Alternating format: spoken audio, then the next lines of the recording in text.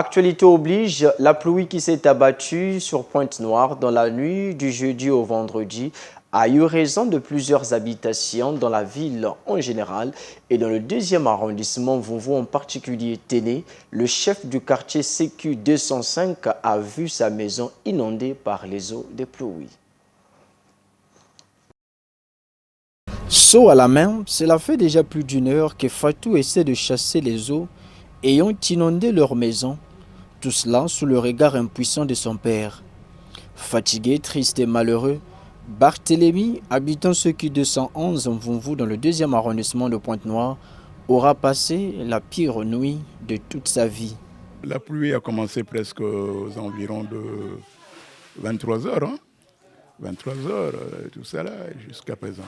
Mais moi, je suis ici, dans cette parcelle-là, depuis le 26 octobre 1973. Je n'avais jamais vécu de phénomène comme ça. C'est maintenant que nous le vivons. C'est tout simplement parce que les travaux sont mal faits. Parce que si seulement tous les collecteurs, les travaux qu'on a fait au quartier Culotte, si on avait à écurer le lit du collecteur, là, ça n'allait pas arriver. Mais voilà dans quelle situation nous nous trouvons avec les enfants et tout le monde. Vraiment, c'est difficile, c'est une situation pénible. Que l'État pense à ça. À cuire au moins le cours d'eau, là. Quand Comapon était ici, il a cuiré le cours d'eau. On n'avait pas trop de problèmes comme ça. On n'avait jamais eu de problème. Si j'avais des problèmes à l'époque, je n'allais pas faire des grandes maisons comme ça. Comme avec la parcelle de Barthélemy, les eaux de pluie ont aussi eu raison du domicile d'André. Impuissant, ce père de famille a été obligé de déménager sa famille attendant que les eaux sèchent. Une question taraude son esprit. Où passer la nuit aujourd'hui? À pareil moment, les enfants ne peuvent pas être là. On les a fait fuir et puis voilà, vous voyez vous-même dans quelles circonstances nous nous trouvons.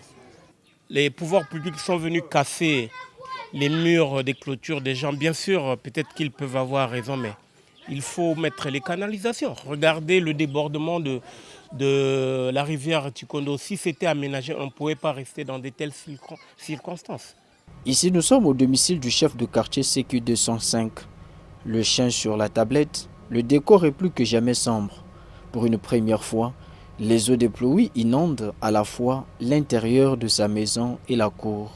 Vraiment, ça m'a surpris parce que depuis depuis minuit, j'ai senti la pluie qui a tapé tellement très fort. Je suis sorti dehors. Après, quand je suis rentré, alors c'était pur, pas moyen de faire sortir encore. Nous sommes là. Et puis la route était inondée, et le pont, et puis tu vois les caniveaux, l'eau ne passait plus. L'eau rentrait dans la parcelle et dans la maison même. Je suis là debout avec ma femme, et nous sommes restés debout avec les enfants. À l'image des riverains supracités, les Ponténégrins se sont réveillés pieds dans l'eau ce matin. Les dégâts ne concernent pas seulement les parcelles. Les grandes avenues de la ville ont aussi été affectées. Les images sont impressionnantes, mais c'est du déjà vu et on en verra encore. Les Ponténégrins ont le sentiment que le phénomène d'inondation des quartiers s'aggrave au fil des années. Agglomération côtière, Pointe-Noire connaît une forte progression de nouveaux quartiers avec une occupation incontrôlée de l'espace. C'est une ville qui est exposée aux inondations avec de nombreux cours qui la traversent, une fréquence intense de pluie et la montée des eaux de l'océan. Les autorités municipales ont fait l'effort ces dernières années de construire des ouvrages de canalisation des eaux. Mais il faille multiplier ces efforts si l'on veut endiguer ces phénomènes.